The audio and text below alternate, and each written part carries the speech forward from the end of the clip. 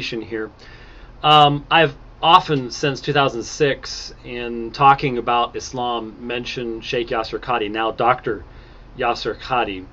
Dr. Qadhi has been very kind to me. He sent me a 16 CD set that he did, Light and Guidance, which I found to be extremely helpful as an introduction to Islamic beliefs. And I've mentioned that his pronunciation of Arabic was very helpful to me.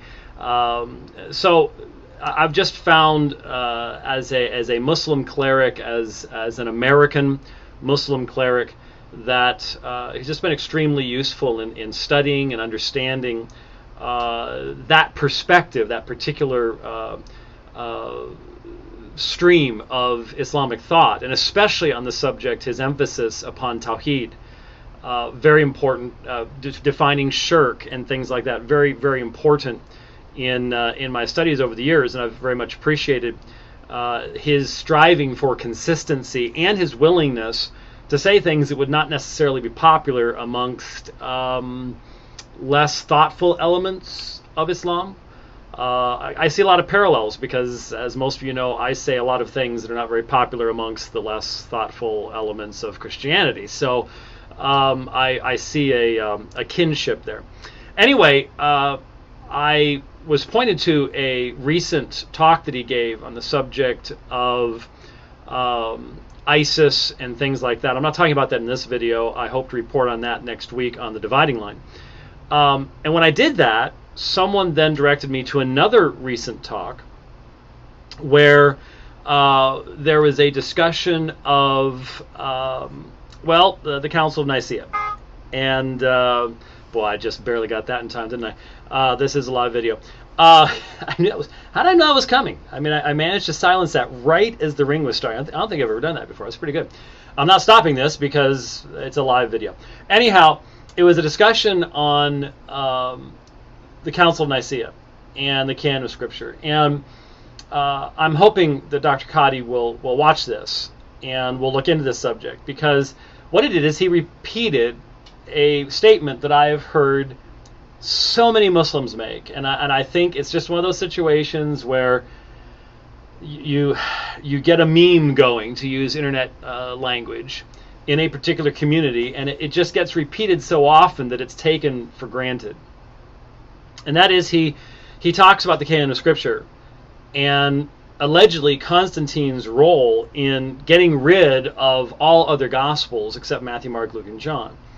Now, I'm not some famous church historian. I've taught church history on a graduate level a number of times, but I'm not some famous church historian. But if you look at any serious church historian, Christian or non, on the subject of the Council of Nicea, there's one universally accepted fact.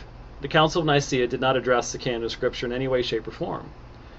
Constantine had nothing to do with the canon of Scripture, had nothing to do with selection of Gospels. It's just a completely untrue, very often repeated, but untrue statement. And it comes from the internet. It comes from the fact that this person quotes that person, and he quotes that person, and it just gets repeated over and over again. It takes on a life of its own, even though if you go to any meaningful original sources, there is not a shred of evidence that the Council of Nicea had anything to do with throwing out the Gospel of Thomas or something like that. Now, there's more in this that I may address later on, because it's fascinating that Dr. Qadhi addresses the fact that the Quran contains stories that are found only in later semi-Gnostic and Gnostic Gospels that were well known amongst the Christians. Now, he says they wouldn't have been known amongst the Arabs of Muhammad's time. I would dispute that very strongly, because the Christians did know that. The Arabic infancy gospel, which is what contains the story of Jesus speaking from his cradle, was well known amongst Arabic Christians, and that would have been the source from which the Quran draws. I mean, one of my arguments is that the Quran draws from pre-existing sources, and the author of the Quran did not make any differentiation, did not seem to understand what the nature of the canon of the New Testament was. That's another issue. Right now, my focus is upon the statement that Constantine had something to do with the canon. Here's what Yasir Qadhi had to say. And these scrolls contained gospels that are beyond the 4 canonical gospels. You guys following this? Of them is a gospel. Now you should know that Constantine and others in 325 CE, they basically got rid of all of the other gospels. There were lots of gospels, and Constantine ordered these 4 to be chosen. Others later after him, it's not just Constantine but later, and these 4 became the canonical. All the rest were destroyed, and to this day most of them are destroyed. Once in a while we come across something from the ancient times. This was one of the most significant discoveries in the 1870, I think, some like basically last 19th century, 150 years ago. Okay, Dr. Qadhi is a little confused on these issues. He's talking about the Gospel of Thomas, and we have addressed the Gospel of Thomas so many times before. It is at its earliest possible for the Gospel of Thomas as it exists today, 165 AD, probably a little bit later than that. It is plainly dependent upon the canonical Gospels, the only Gospels that have any meaningful historical foundation for being first century, or Matthew, Mark, Luke, and John.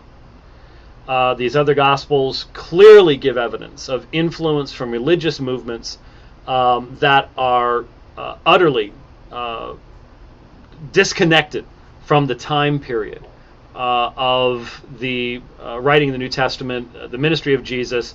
They demonstrate a worldview completely disconnected from what we have in the New Testament. And in fact, the Gnostic Gospels, and normally when people talk about all these other Gospels, they're talking about Gnostic Gospels. Muslims should not be looking to Gnostic Gospels. The Gnostics believed that the creator of this world, that Allah, was a demiurge, an evil god, and that there was another god above the creator of this world. And you don't want to go for the Gnostics, Dr. Qadhi. You don't want to go there, and you don't want to really go for the Gospel of Thomas either. But the point specifically was the assertion, once again, often repeated, but utterly untrue historically, that Constantine said, we're going to get these Gospels and no others. I mean, that's Dan Barker and the Da Vinci Code, but it's not history. And so I would challenge Dr. Qadhi to look, as a researcher who does original research, look at the material that comes from the Council of Nicea. Look at the contemporary sources. Where does any of this come from? It is a modern myth that has taken on a life of its own because of the internet, but it has no meaningful historical foundation whatsoever. It just doesn't work. In fact, I'd like to highly suggest to you the recent works published by Dr. Michael Kruger. Dr. Kruger is the president of Reformed Theological Seminary in Charlotte. He's written 2 books recently on the subject of the canon of Scripture, and I would highly recommend them to you as providing you with cutting-edge, meaningful, believing scholarship on the subject of the canon of Scripture, and I think they would help a lot in this area. So, once again, appreciate all that I've learned from Dr. Qadhi. Hope that he can learn something from us on this subject now.